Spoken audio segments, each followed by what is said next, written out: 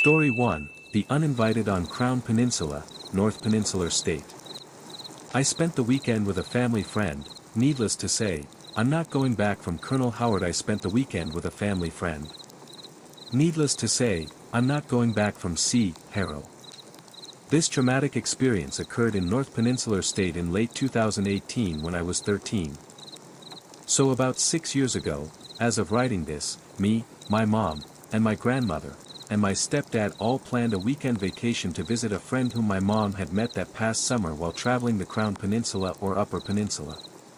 We had a week to prepare, and to say I wasn't thrilled about this trip would have been an understatement and a half, as I was not a social kid, and I'm still not a social somebody now. This was early November and Red Dead Redemption 2 had just released. I was not about to leave it for a weekend over some random woman my mom had met not 5 months prior. We lived in the southern regions of North Peninsular State, so the drive up there took about 7 hours and I was losing my mind sitting in that cramped vehicle for all that time. I kept myself occupied, switching between Dinosaur Simulator on Roblox, watching YouTube, taking naps, typical road trip fare. All 3 of my family members were trying their hardest to get me excited for the trip, mentioning the nice house that listened and the amazing scenery, the family dog, too, and the local town. But I didn't care that much. I wanted to stay home place, but sadly that wasn't an option.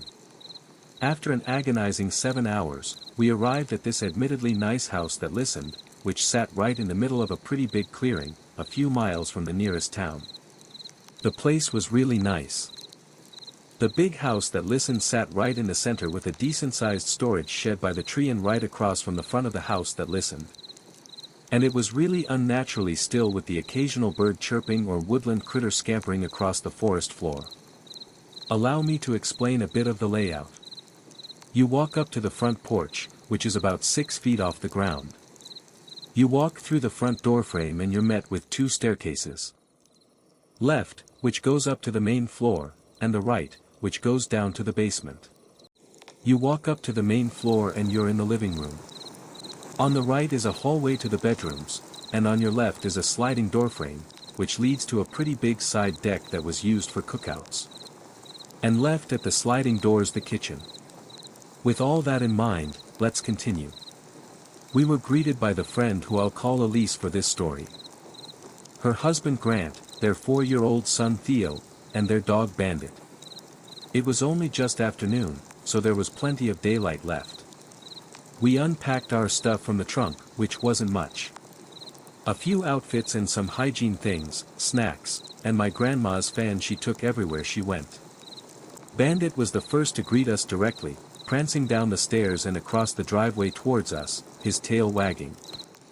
He was a German Shepherd Husky mix, so think a German Shepherd with the personality of a Husky. He was as friendly as can be and actually made me feel a bit better about the few days ahead. But that hope quickly faded upon the sight of Theo. Throughout my entire life, even now, I have had a disdain for younger kids.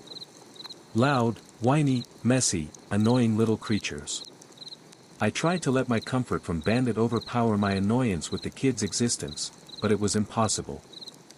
So, I put it soft my mom and grandma if they could keep Theo away from me as much as possible, and they actually said under breath they would.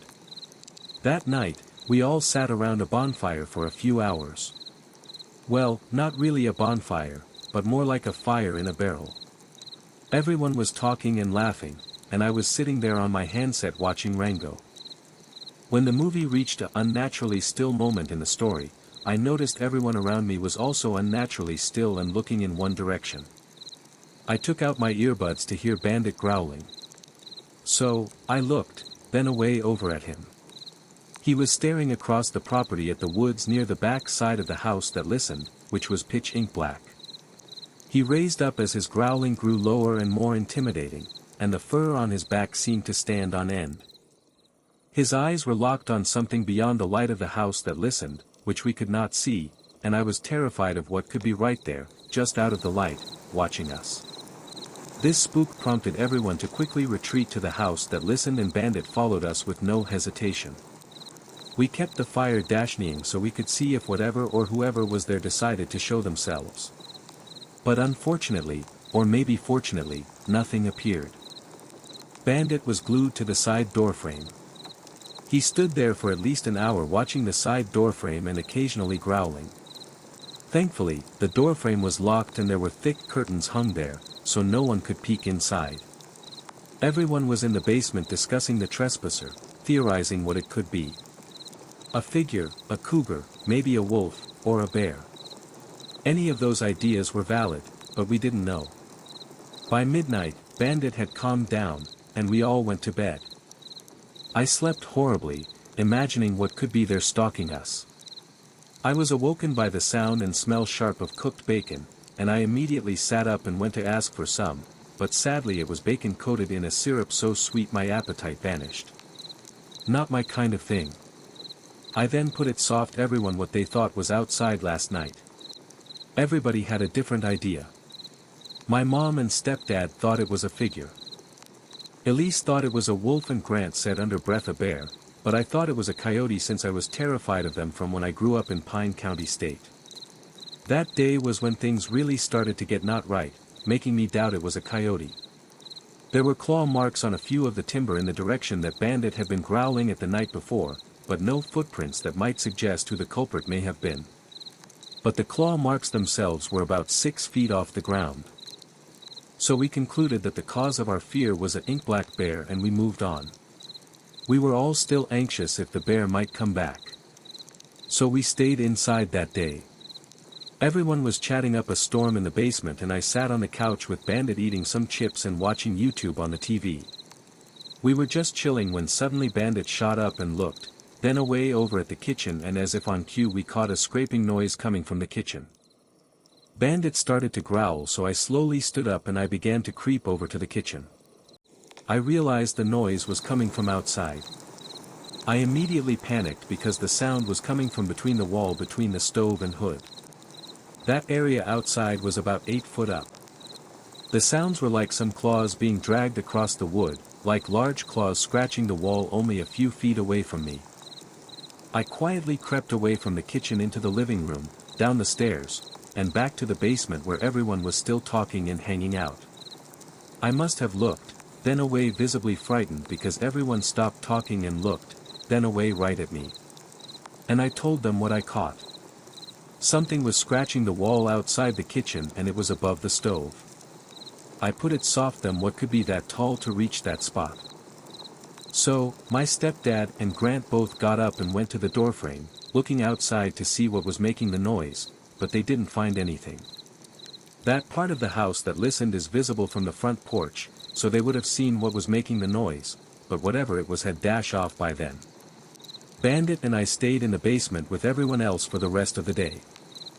I genuinely considered sleeping with a blade because I was so paranoid after that, scared that whatever it was could be right outside at any point and I wouldn't know. Not until it was too late. Later in the evening, we were walking Bandit outside when out of nowhere, his head locked on a part of the woods to our left. And before any of us could react, he bolted into the woods after whatever he picked out, barking and snarling as he vanished into the shrubs. My stepdad and Grant both ran into the house that listened and came back out with guns. My stepdad's Canik 10mm and Grant's AR-15.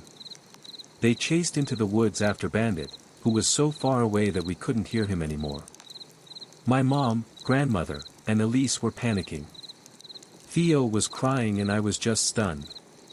I knew whatever Bandit charged after was the same thing that was scratching the kitchen wall and I knew it could be no simple ink black bear. We didn't see either of the men or Bandit for the rest of the night.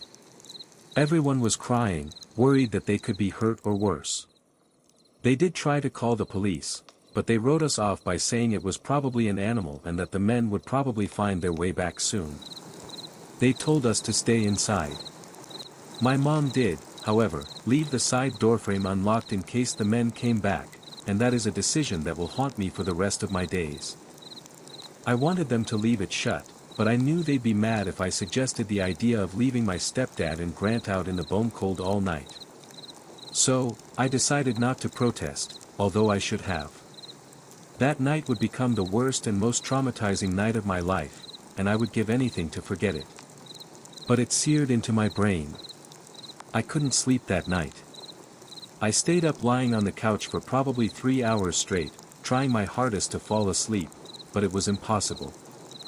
I was wide awake the entire time, which looking back on it was probably a good thing for the sake of me staying alive. Around a.m. or so, I caught the sound of counted steps on the deck. Walking up the stairs, my relief was quickly overtaken by terror when I noticed that the counted steps weren't coming from shoes or boots, but something that sounded like hooves, like if a horse had been walking up the stairs. The counted steps were loud, so whatever it was big. And it was big enough that it only took 4 steps before it was on the deck. And that staircase had 15 steps. Thankfully, we had the curtains shut tight, so it couldn't see in, and there were no lights or visible moon, so no silhouette either. I caught it walk around on the deck. Caught it smelling the air, like it was searching for something. Its sniff sounded similar to the T-Rex sniffs in Jurassic Park. They sounded like they belonged to a large animal. I then caught it moving the table around, scraping its hands on the grill. It sounded like it was curious. I wanted to get up to grab a blade or alert the others, but my eyes were glued to the curtains and my butt was glued to the couch. I didn't even want to breathe and feared that it would somehow hear me. I almost had a heart attack when I caught the thing walk towards the sliding doorframe. And I practically had a heart attack when I remembered that my mom had in fact left the sliding doorframe unlocked. So, like a little kid, I hid under the covers with only my eyes peeking out. And as I expected, the thing started fiddling with the doorframe handle. And eventually, it figured it out. I caught the doorframe slide open the slightest. Bone-cold air blew in from the night, filling the room with a deafening hush that felt arranged and eeriness. The thing pushed its head into the curtains and they eventually parted, revealing a lightless silhouetted face, followed by the sound of clanking and scraping against the doorway, which apparently came from antlers. The thing pushed its head in through the curtains extremely slowly, almost like it was trying to create a dramatic entrance. I started to cry quietly, the hardest I've ever cried in my life, though, but I made darn sure I didn't make any noise.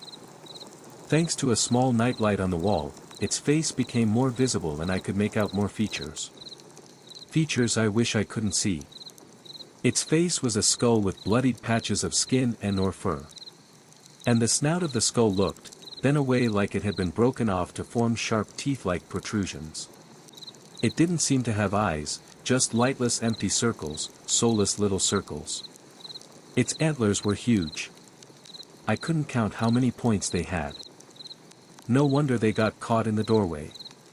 It slowly crept further into the house that listened, and I could see that it was walking on all 4s. It clearly was too tall to walk on 2 legs in this house that listened. Its claws definitely looked, then away like they could make a loud scratching sound outside a kitchen wall. I was hit with this putrid stench of rot. You know the awful smell sharp that rotted store-bought chicken has after it's been sitting in your fridge for too long. Imagine that with a hint of feces thrown in there for good measure. I could see it sniffing around on the ground and in the air. I don't know what nose it was using to smell sharp with because it didn't appear to have a nose. It was still coming towards me now. No more than 10 feet away. I could hear its breathing and it sounded like it was sick, like it had tuberculosis and was having trouble taking any breath at all. I could make out more of its body. It was skinny for the most part, its bones visible through its skin. I would have felt bad for it if it didn't look like a demon sent straight from hell. After what felt like ages, the creature finally made it fully inside the house that listened, allowing me to see its entire form. Hooves, deer-shaped legs, a starved abdomen. This thing was clearly hungry, I thought.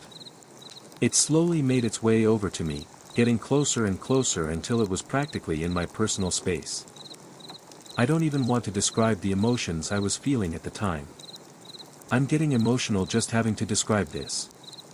I was bawling my eyes out at the time, sure that it was the end for me and this thing was going to kill me like it surely did the men and the dog. And yet it didn't.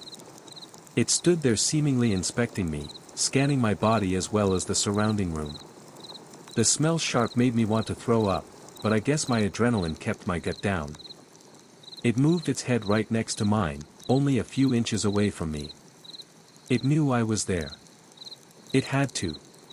I would imagine something like this would have impeccable senses. My guess is it was toying with me, wanting to scare me half to death before it sent me to my death. So, I just shut tight my eyes and accepted that I would soon disappear into the night. No one knowing where I had gone, no one ever finding my remains. I think my life actually flashed before my eyes. I felt the creature put a hand on my stomach over the blanket like it was once again trying to scare me, and it certainly succeeded. Then, as if God himself was watching over me that moment, I caught a sound coming from the basement.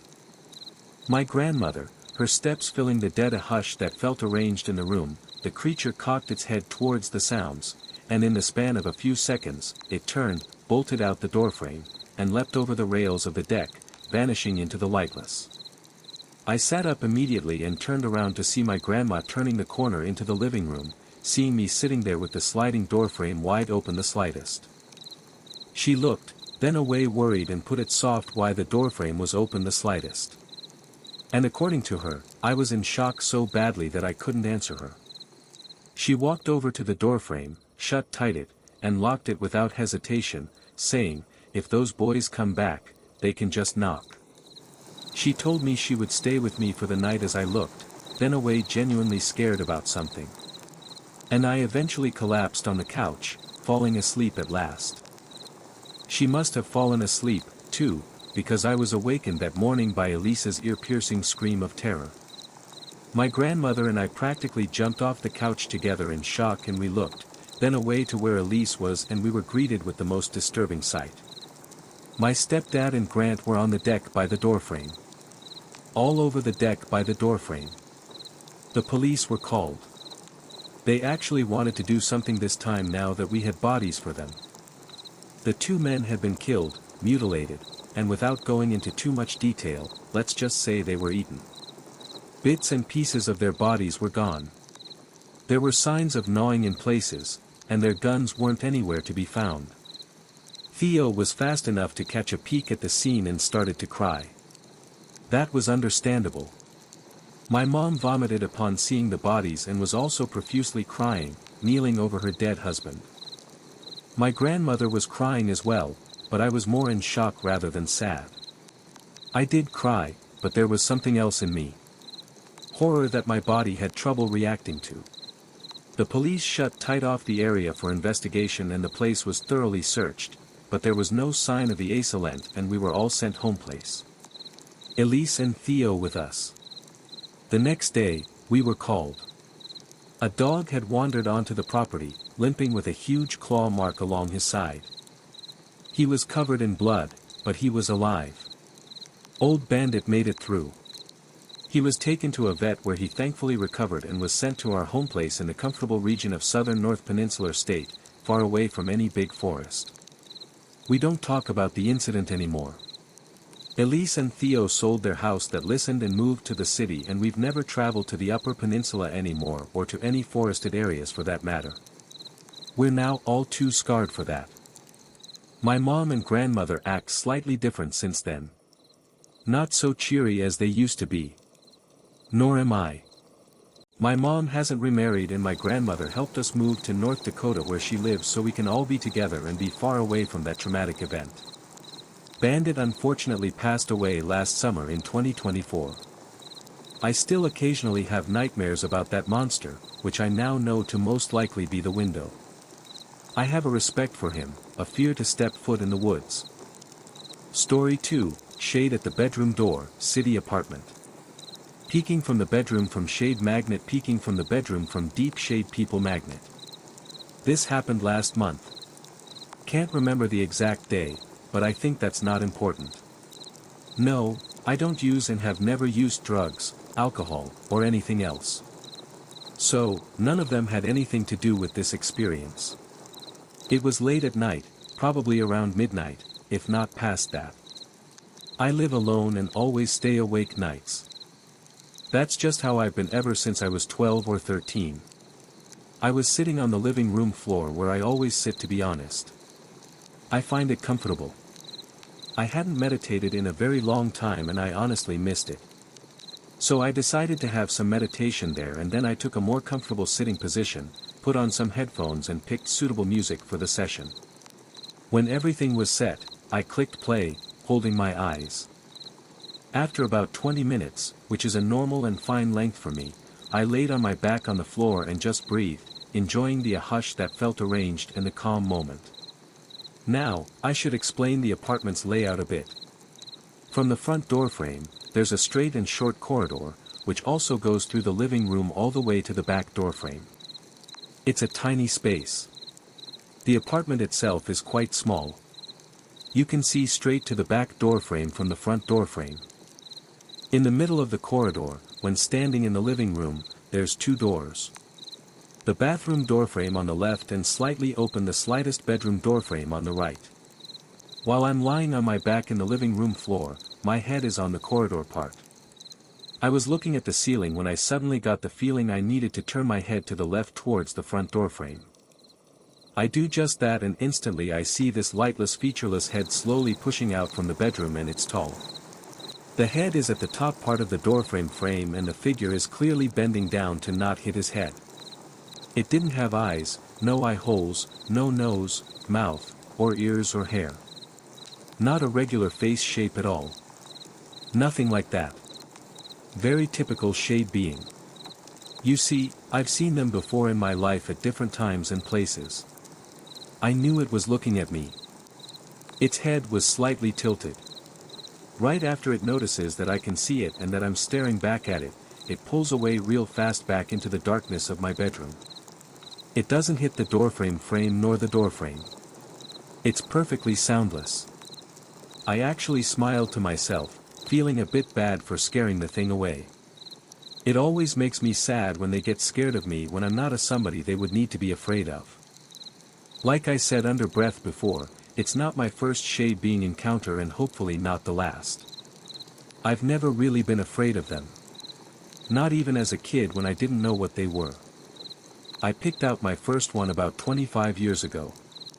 And none of them have ever tried to harm or scare me in any way either.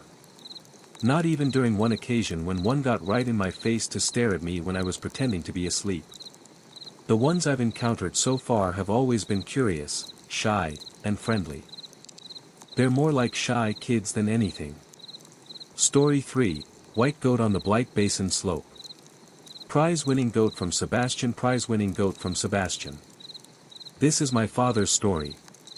My dad was around 12 years old at the time, so it was sometime in the late 80s, and he was living with his dad. They were all over the place as his dad was a trucker, but one of his relatives was nearby and his dad wanted to go see her. She lived on the slope end of a mountain out by Blight Basin near his hometown. When they got there, they welcomed them in with hugs and food. They had this beautiful snow-white goat tied to a post in the front yard, which faced the mountain. It was a small house that listened, only one story, a 4-bedroom place with a picture pane in the living room and a TV. His dad ended up arranging to stay the night there, and my father had no problem with this either. His father was not a good figure. He was very violent and took nothing from no one, so he never argued with him if he'd already made up his mind. Sometime around 11 p.m., they were all in the living room watching TV. It was my father, his dad, 2 of his cousins, and his aunt. They started to hear something weird in the front yard. And my father, as well as his 2 cousins, opened the slightest the picture pane curtain and picked out the goat being ripped apart by what appeared to be a pack of wolves. His dad grabbed his 12-gauge shotgun and threw the doorframe open the slightest, screaming at the beasts. He pointed at the ground and put a shell in the floor. Most of the wolves ran, but one of them stayed and it stared at his dad. So, he pointed the shotgun right at it. That's when they picked out something my dad can only say was a werewolf. My dad and his cousins watched from the pane as this giant wolf stood on its hind legs, mouthed something, then turned around, dropping to all 4s. It ran up the mountain faster than he thought any animal could move. His dad was white as a ghost when he walked inside. They locked everything, all the windows and doors, and they stayed up all night, only leaving after sunrise. A good 3 years later, my father and his friends are talking about a fair-like thing that was happening around Halloween. It was something they had all wanted to do, and they saved up the money for the tickets and went together. All of them knew he was afraid of werewolves, and they told him to go through this 3D maze with uneven ground that made you feel off balance. It was called the Wolf Figure's Lair. There were people jumping out, small rooms with people that had chainsaws and tasers. As they were walking, some girls who were terrified joined their group, and they kept walking. It was fun until they got to the short hallway with an office at the end and a figure at his desk with a pane at the back of the room. They stopped because they were unsure if he was stuck in the maze or if he was an actor. My dad put it soft what he was doing, but he got no response. Then the moon shined through the pane in the room, and he started to act weird. He began to scream and roll around on the ground. Then my father watched this guy turn into a weird half-man, half-wolf thing. Then he was out of sight for a couple of seconds, only to jump right back out at my father, who responded with the hardest punch he could muster, hitting him square in the jaw. He felt it crunch under his fist and he felt bad right away. They got escorted out and they were told that the transformation was fake, part of an act. They were banned for life after that, and my father got an earful from the group, but he's never seen anything like it since. Really scary stories, every day. Subscribe, like if you like, turn on the bell so you don't miss new videos.